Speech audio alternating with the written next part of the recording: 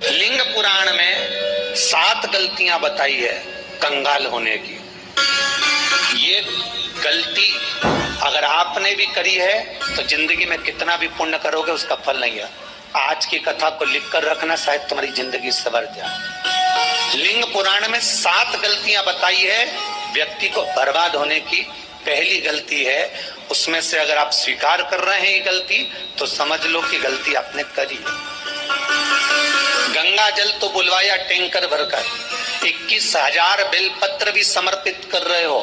आप मंदिर के अंदर बैठ गए, दर्शन करने वाला आता रहा, किसी को अंदर प्रवेश नहीं दिया। आप गंगा जल चढ़ाते रहे, आप बेलपत्र चढ़ाते रहे, आप स्वयं पूजन करते रहे, और दूसरा व्यक्ति ना जाने किस भाव से, किस रूप में आकर भगवान की सेवा करना चाहता था। पंडित जी ने आपके चक्कर में उसको जल नहीं चढ़ाने दिया, पंडित जी ने आपके चक्कर में उसको बेलपत्र नहीं चढ़ाने दिया। पहली गलती ये हो गई कि भगवान के भक्त को भगवान से दूर कर दिया गया। अब उठा लो श्रीमद् भागवत कथा। 2 देवताओं ने गलती करी थी। एक ब्रह्मा जी ने गलती करी थी कि गाय बछड़ों का हरण कर लिया था। 1 वर्ष होने में 1 दिन था तब ब्रह्मा जी ने गाय बछड़े वापस दिए थे। दूसरी गलती इंद्र ने करी थी, जल वृष्टि करी तब भगवान कृष्ण को गोवर्धन पर्वत उठाना पड़ा। दोनों देवताओं ने गलती करी, पर भगवान कृष्ण ने इंद्र को क्षमा कर दिया, पर ब्रह्मा को क्षमा नहीं करा। क्यों नहीं करा? क्योंकि इंद्र को क्षमा इसलिए करा क्योंकि इंद्र ने जब जल वृष्टि करी तो सारे ब्रजवासियों को भगवान के चरणों में लाकर छोड़ दिया। सारे ब्रजवासी गोवर्धन पर्वत के नीचे आकर बैठ गए, भगवान के चरणों में आ गए। और ब्रह्मा ने जो गलती करी वो ऐसी गलती करी कि भगवान से गाय और बछड़ों को दूर कर दिया। जो भगवान से भगत को दूर कर दे उसको शंकर कभी क्षमा नहीं कर सकता। इसलिए बर्बादी का पहला कारण आप भक्त और भगवान में दूरी बना दी। दूसरा कारण, भगवान की जब पूजन कर रहे हो, 21,000 बेलपत्र चढ़ा रहे हो, गंगा का जल चढ़ा रहे हो, चंदन चढ़ा रहे हो, अबीर चढ़ा रहे हो, गुलाल चढ़ा रहे हो, तो तुम्हारे भीतर ये अहंकार, जब तुम पूजन करके उठो तो उठते समय तुम्हारे भीतर अभिमान नहीं होना चाहिए कि मैंने जो अनुष्ठान करा उसके बराबर कोई नहीं कर सकता। तीसरा कारण कहा कि भगवान की सेवा तो आप कर रहे हो, भगवान की चाकरी में तो आप लगे हो, भगवान की आराधना भी कर रहे हो, दिया भी लगा रहे हो, धूप बत्ती भी लगा रहे हो, स्नान भी करा रहे हो, पंचामृत स्नान भी करा रहे हो, सारी पूजन अर्चना सब तुम कर रहे हो।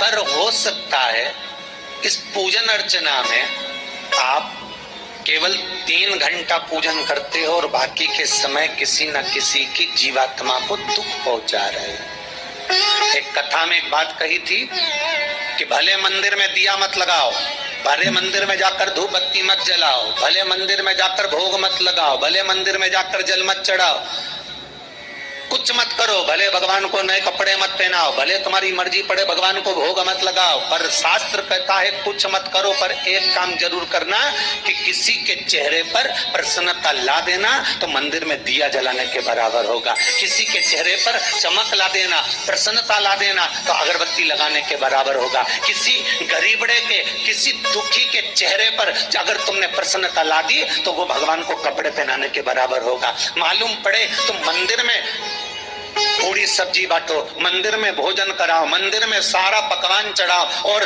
कोई तुम्हारे कारण अगर दुखी है तो तुम्हें वो सुख का भान नहीं हो सकता। तीसरा कारण है वो सुख नहीं मिल सकता। चौथा कारण है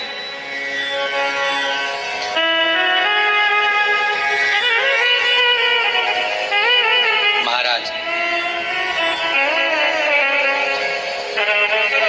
जिस मंत्र को पढ़ा जा रहा है, जिस मंत्र का स्मरण किया जा रहा है,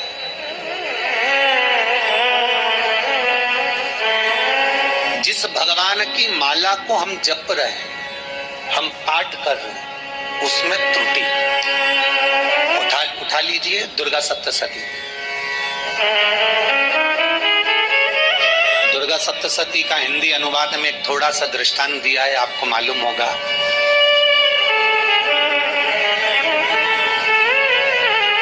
एक जजमान सप्तसती का पाठ कराते थे नवरात्रे में। नवरात्रे पूरे होते थे और उनकी पत्नी मर जाती थी। सप्तसती के अंदर लिखा है, बहुत ध्यान से सुनिएगा। दुर्गा सप्तसती का पाठ कराते थे और पत्नी नवरात्रे के बाद 4 महीना 3 महीने के बाद मर जाती थी। बहुत दुखी था सेठ। एक शादी करी, दूसरी करी, तीसरी करी, चौथी करी, चौथी पत्नी भी मर गई। बहुत दुख हुआ। आज वो गुरुजी के पास चले गया, गुरुदेव, गुरुजी, गुरुदेव, गुरुदेव। गुरुजी बोले क्या हो गया? सेठ जी बहुत दिनों के बाद आ रहे हो, क्या बात है गुरुदेव?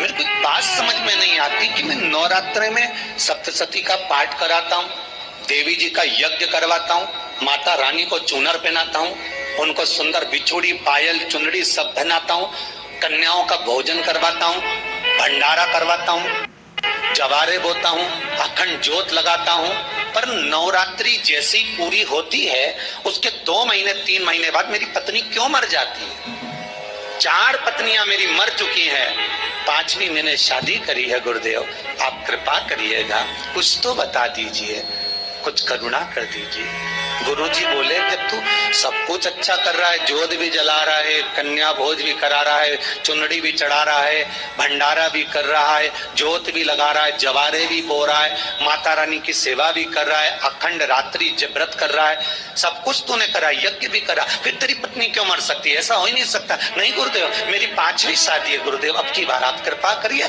गुरुजी ने कहा तेरे पंडित जी को अनुष्ठान पर बुला, मैं कमरे में बैठकर सुनूंगा सप्तसती का पाठ, तब मैं ध्यान करूंगा। गुरुजी अंदर के कमरे में जाकर बैठ गए, ब्राह्मण पाठ करना प्रारंभ करा और ब्राह्मण ने पाठ करना प्रारंभ करा। उसमें एक शब्द आ गया, भार्यन्तु भक्षन्तु, भार्यन्तु भक्षन्तु। उसमें बोलना था भय पीड़ा को, हे जगत जननी तू भक्षण कर जा, पर ब्राह्मण बोलता था भार्या तू भक्षण, तू मेरी दिव्य पत्नी को, मेरी भार्या को तू भक्षण कर दे। पंडित जी जैसे ही बोले गुरुजी बाहर निकल कर आ गए। पंडित जी को रोका, रुकिए गुरुदेव आप हर साल अनुष्ठान कर रहे हो जजमान के यहाँ और बोल देते भार्या तू भक्षण, तू हे देवी तू मेरी पत्नी को खा जा, तो माँ हर बार उस पत्नी को निगल जाती है। निवेदन शब्द सुधार लीजिए, शब्द ठीक है। चौथा कारण है कि आप जो पाठ कर रहे हो, आप जो पूजन कर रहे हो, आप जो अनुष्ठान कर रहे हो, उसमें कुछ ना कुछ गलती जरूर हो रही है। ये चौथा कारण है।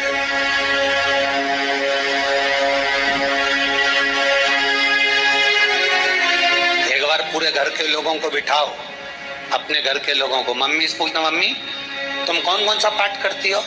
एक बार मम्मी से पूछना। फिर एक बार पापा से पूछना, पापा आप कौन कौन सा पाठ करते हैं सुबह? फिर बहू से पूछना, भाभी आप कौन कौन सा पाठ करती हो? फिर छोटी दुल्हन से पूछना, छोटी दुल्हन तुम कौन कौन सा पाठ करती हो? भैया आप कौन कौन सा पाठ करते हो? आप कौन कौन सा पाठ करते हो? पूछना। जब घर के अंदर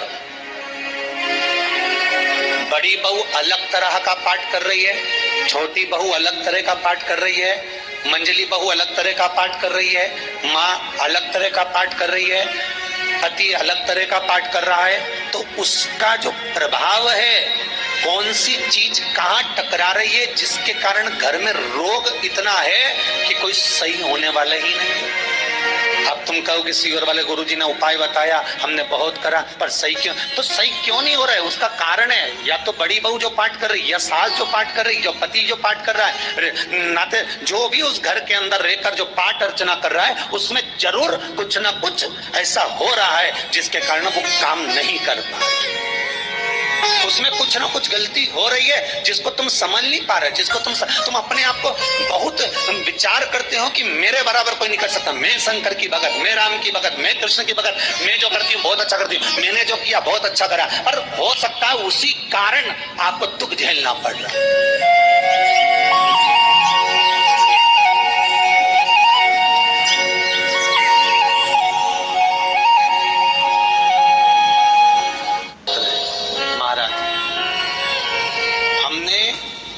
जो दान किया, हमने जो पुण्य किया, हमने जो सत्कर्म किया, वो किस जगह पर लगा।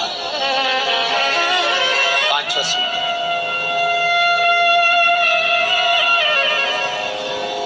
जो आप दान कर रहे हो, जो आप पुण्य कर रहे हो, सत्कर्म कर रहे हो, वो किस जगह पर लगा, ये पांचवा सूत्र। फिर निवेदन करेंगे, गाय, बेटी और लक्ष्मी 50 बार विचार करना तब किसी को देना। बेटी किसी ऐसे को मत ब्याह देना जो जुआ खेलता हो, मदिरापान करता हो, मांसाहार करता हो, वेश्यावृत्ति करता हो। वो बेटी का सम्मान नहीं करेगा, बेटी रोएगी तो कन्यादान करने वाले को रोना पड़ेगा। दूसरे नंबर पर गौ माता। गाय ऐसे ब्राह्मण को दान मत देना कि ब्राह्मण के घर में खुद रहने की जगह नहीं और गाय को ले जाकर तुमने दे दिया और उस ब्राह्मण ने जब तक दूध दिया बांध कर रखा, एक तगाड़ी बाल्टी साड़ी के चक्कर में ले लिया, सोने के सींग के चक्कर में ले लिया और बाद में वही गाय कसाई के हाथ में बिक गई और कसाई ने काटा तो बद्दुआ तुमको लगी। बेटी, गाय और लक्ष्मी, पैसा भी किसी ऐसे भिखारी के कटोरे में मत दान देना कि जिसने ले जाकर मदिरापान में लगा दिया, जुए में लगा दिया, वेश्यावृत्ति में लगा दिया। अगर जिस भिखारी के कटोरे में पैसा दिया उसने शाम को ले जाकर मदिरापान में, जुए में लगा दिया, तो लक्ष्मी रोती है कि तूने मुझे गलत जगह पर दिया है इसलिए अब तुझे रोना पड़ेगा। तब व्यक्ति को रोना पड़ता है, फिर व्यक्ति रोता है। गाय, बेटी और लक्ष्मी 50 बार विचार करो, क्या सही जगह पर दे रहे हो, और अच्छी जगह पर दोगे तो संपदा भी बढ़ती है, सुख आता है। अगर बेटी सुखी रहेगी तो मायके के लोग सुखी रहेंगे, गौ माता सुखी रहेगी तो संसार सुखी रहेगा। और आपने जो धन दिया, आपने जो पैसा दिया किसी भिखारी के कटोरे में, अगर उसने गलत जगह पर लगाया तो रोना तुमको पड़ेगा।